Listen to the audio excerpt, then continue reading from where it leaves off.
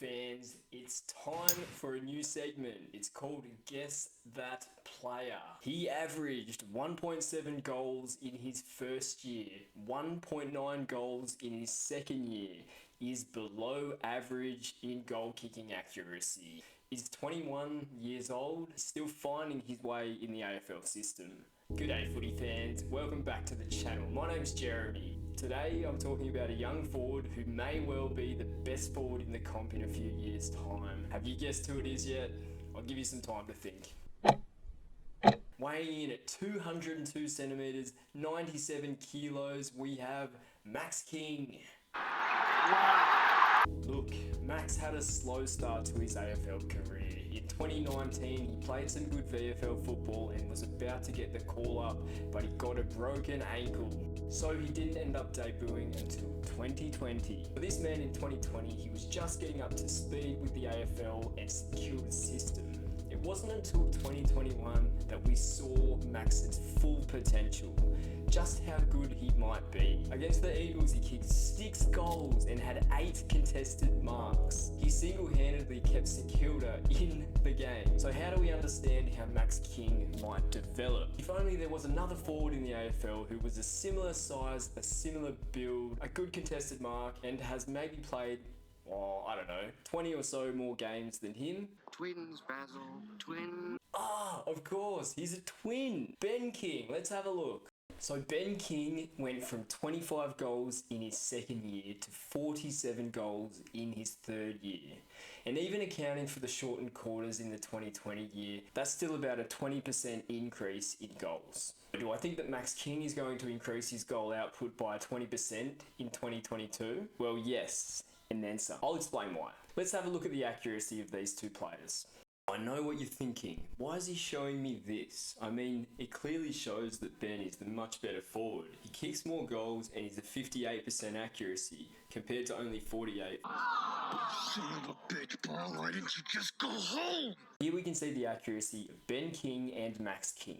And as you can see that Max's accuracy is significantly lower than Ben's. The devil is in the details. We need to look deeply at where these players take their kicks from and how they take their kicks. To fully understand this, let's look at how Max King scores his goals, or more so, what type of kick he scores the most goals with.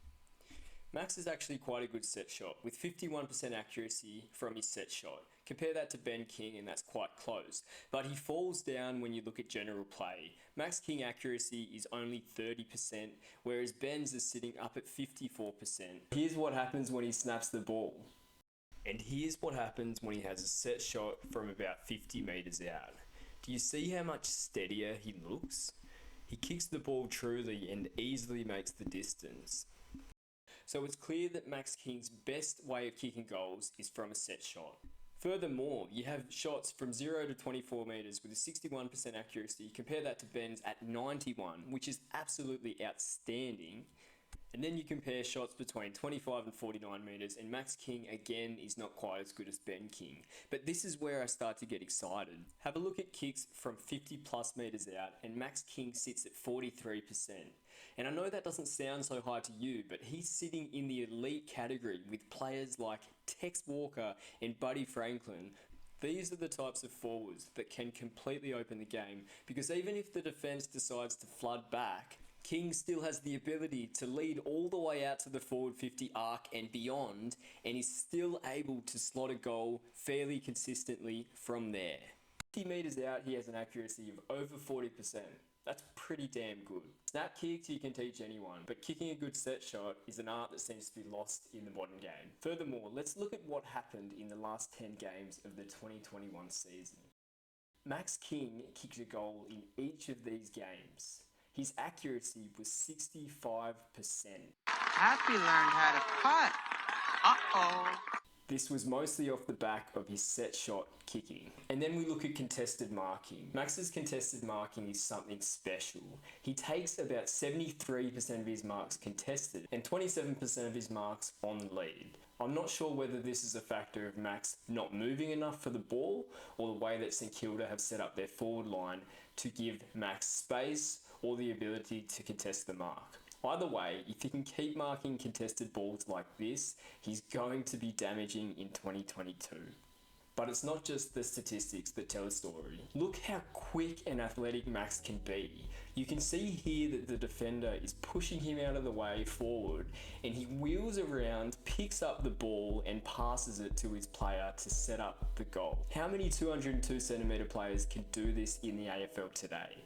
Not many. As such, the defender always needs to be on guard. Max does not lose his feet often, and he's always available for the next contest in the forward 50. So what does this mean? I have St Kilda moving up and being in finals contention this year, which will likely mean that their inside 50s only increase, giving Max a higher chance of kicking more goals this season.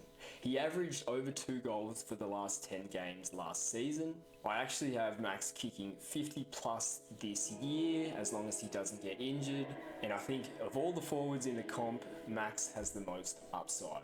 If Max can become more confident in his set shot kicking by backing himself, as well as working on his snap kicking, defenders are going to have a problem. So that's it from me. How many goals do you think Max will kick this season? Who do you think will be the best forward in 5 years' time? As always, thanks for watching. Like, share, comment. Peace out.